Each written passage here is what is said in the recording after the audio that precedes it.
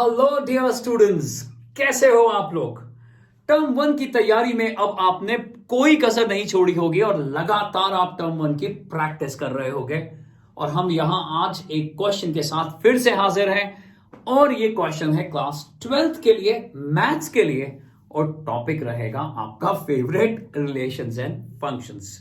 तो मैं यहां असर्शन का एक और क्वेश्चन कराने वाला हूं। अगर आपको असर्शन और रीजनिंग के बारे में नॉलेज नहीं है तो डिस्क्रिप्शन बॉक्स में एक वीडियो का लिंक दिया गया है जिसमें एक्सप्लेन करा गया है कि असर्शन और रीजनिंग का क्या कनेक्शन है, क्या मतलब है, क्यों दिए जाते हैं। और अगर आपको नॉलेज है तो आइए देर ना करते हुए क्वेश्चन में एंटर करते हैं।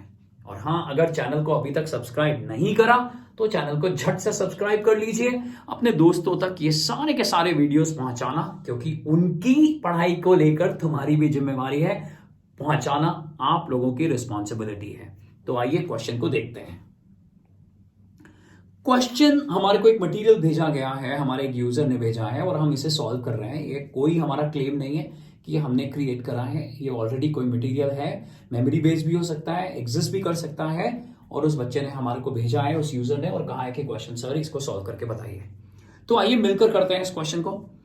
असर्शन दिया है, रीजनिंग दिया हुआ है, और अब आप हैरान हो रहे हैं। यूजुअली 4 ऑप्शंस दिए जाते हैं लेकिन इस बार 5 ऑप्शंस दे दिए गए हैं। हैरान होने की जरूरत नहीं है, क्योंकि 1-2 साल में इतनी हैरानी पढ़ाई के पैटर्न को लेकर, तैयारी को लेकर हो चुकी है कि आप उससे ज्यादा हैरान नहीं हो सकते।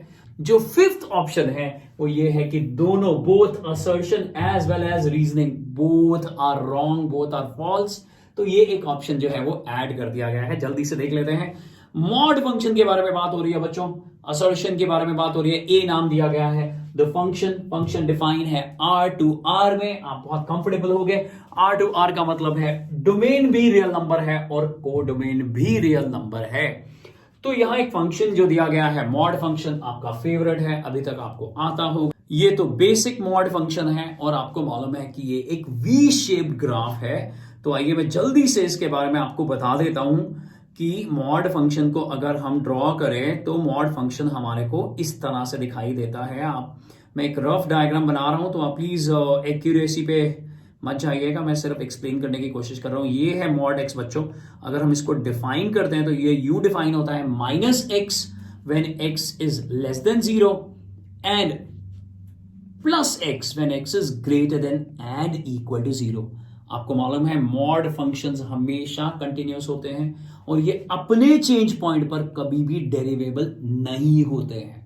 अगर मैं लेफ्ट हैंड डेरिवेटिव की बात करूं और एक स्मार्ट वर्क दिखाएं हम लोग तो ये -1 हो गया, और अगर राइट हैंड डेरिवेटिव की बात करें तो ये +1 हो गया। तो आप खुद सोचो, 0 पे तो अगर लिमिटिंग वैल्यू भी निकालने की कोशिश करें, यानी लेफ्ट हैंड डेरिवेटिव और राइट हैंड डेरिवेटिव निकालने की कोशिश करें, थ्योरम लगाने की जरूरत नहीं है। वैसे ही समझ में आ रहा है कि ये डेरिवेबल नहीं है, क्योंकि लेफ्ट हैंड डेरिवेटिव -1 हो गया और राइट हैंड डेरिवेटिव +1 हो गया। फिलहाल यहां ऐसी बातें नहीं करी गई हैं। ये है मॉड फंक्शन, वी शेप इसका नाम है, कंटिन्यूअस है, डेरिवेबल नहीं है अपने चेंज पॉइंट पर। आइए देखते हैं कि असर्शन क्या कहती है। असर्शन कह रही है कि मॉड फंक्शन इज नॉट 1-1, यानी ये मेनी 1 है या मेनी टू 1 है। तो हम कहते हैं जी बिल्कुल आप ठीक कह रहे हो। कैसे? क्योंकि ये तो असर्शन का क्वेश्चन है, बहुत सारी प्रेजेंटेशन तो देनी नहीं है। ध्यान से देखो, ग्राफ को देखकर ही समझ में आ रहा है। मान लो मैं राइट हैंड साइड पर एक पर्टिकुलर वैल्यू पे चला जाता हूं, मान लो x1 पर चला जाता हूं, तो जो वैल्यू मेरे पास यहां पर y1 की आएगी वो सेम वैल्यू मेरे पास, अगर मैं नेगेटिव में जाऊं, क्योंकि मॉड है, सेम आउटपुट मेरे पास आ जानी है।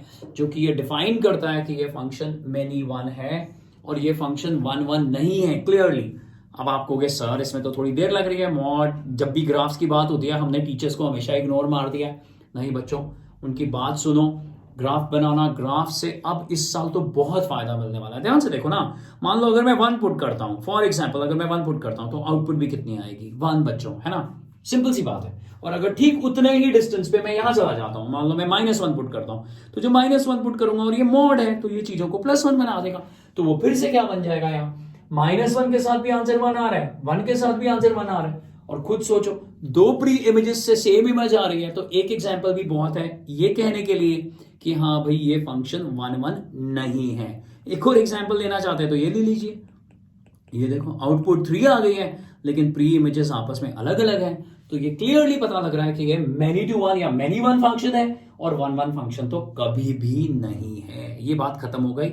हमने मान लिया कि हाँ भाई fx इज नॉट 1 1। जी सर जी, आपकी ये असर्शन जो है वो बिल्कुल ट्रू है, मान गए हैं। अब हम चलते हैं रीजन पर कि रीजन क्या दे रहे हैं। ओके, अगर रीजन देना चाहिए था तो ऐसा कुछ देना चाहिए था जो हमने यहां लिखा है। चलो देखते हैं क्या लिखा है उन्होंने, रीजन पे चलते हैं।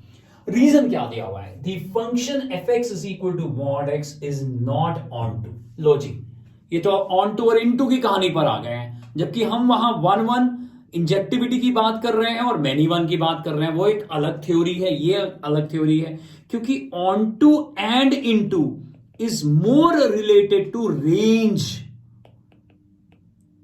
ऑन टू फंक्शन क्या होता है, जिसकी रेंज कोडोमेन के इक्वल हो, और आपको मालूम है कि ये एक मॉड फंक्शन है, ये एक मॉड फंक्शन है, तो ये हमेशा क्या होगा, ग्रेटर देन इक्वल टू 0। तो जो इसकी रेंज होगी वो होगी, मान लो अगर मैं fx को y ले लेता हूं तो वो होगी नॉन नेगेटिव नंबर्स, जो कि कोडोमेन रियल नंबर्स का एक प्रॉपर सबसेट है। तो ऑब्वियसली मॉड फंक्शन जो है वो ऑन टू नहीं है। बिल्कुल ठीक बात, ये एक इनटू फंक्शन है, ऑन टू नहीं है, सर्जेक्टिव नहीं है। ऑन टू का दूसरा नाम सर्जेक्टिव है, बिल्कुल भी नहीं है सर्जेक्टिव। तो जो दोनों की दोनों बातें लिखी हैं यहां पर, अब मैं थोड़ा सा इरेज कर देता हूं इसको, यानी दोनों की दोनों बातें जो लिखी हैं एग्जामिनर ने कि हाँ भाई दिस इज नॉट 1 1, तो ये सीधा कह सकते थे कि मैनी वन है, जी हाँ मैनी वन है। और ये नॉट ऑन टू, यानी वो कह सकते थे क्या ये इनटू है, जी हाँ ये इनटू है। तो दोनों बातें ट्रू हो रही हैं। लेकिन मुझे ये बताओ कि आपको लग रहा है कि रीजन जो है वो असर्शन के लिए करेक्ट एक्सप्लेनेशन है? कतई नहीं, बिल्कुल भी नहीं। रीजन असर्शन को सपोर्ट नहीं कर रहा, क्योंकि हम यहां से प्री इमेजेस से इमेजेस की बात कर रहे हैं कि हाँ भाई एक इनपुट जो है क्या वो एक ही आउटपुट दे रही है, एक ही इमेज दे रही है, और यहां पर बात चल रही है कि रेंज कोडोमेन के इक्वल है या नहीं है। तो ये दो अलग अलग बातें हैं। तो अगर मैं आपसे कहूं कि अब ऑप्शन को पिक करिए, तो आप कौन सी ऑप्शन को पिक करने वाले हैं? आप कहोगे सर बिना देर करे हुए हम ऑप्शन बी को पिक करने वाले हैं, क्योंकि ऑप्शन बी जो है वो हमारे लिए एक ठीक ऑप्शन है, क्योंकि ए और बी दोनों ट्रू हैं, लेकिन उनका आपस में कोई लिंक नहीं है। बच्चों, ये तो थी असर्शन और रीजनिंग की बात जो हमें समझ में आ गई। इसके अलावा एक बहुत इंपॉर्टेंट प्लेलिस्ट और कई सारे लाइव लेक्चर्स जो हो चुके हैं ऑलरेडी और होने भी वाले हैं। आप अगर हमारे टेलीग्राम ग्रुप्स में आ जाएंगे, उनके लिंक डिस्क्रिप्शन बॉक्स में दिए गए हैं, तो वहां पर लाइव लेक्चर्स का शेड्यूल दे दिया जाएगा उनको लेकर भी, क्योंकि लाइव क्लास में होना उसका एक अलग मजा होता है। उसके थ्रू भी आप हमारे से पढ़ सकते हैं, ये सारी चीजें इंपॉर्टेंट है। प्लेलिस्ट भी देख सकते हो। और अगर आप हमारे साथ एक सिस्टमैटिक पढ़ाई करना चाहते हैं तो आप इस नंबर पर हमारे को कॉल या व्हाट्सएप कर सकते हैं। तो हमारी टीम आपको बेस्ट ऑप्शन बता देगी, बेस्ट तरीके बता देगी कि पढ़ाई कैसी करनी है टर्म 1 के लिए। बच्चों, पढ़ते रहिए और आगे बढ़ते रहिए।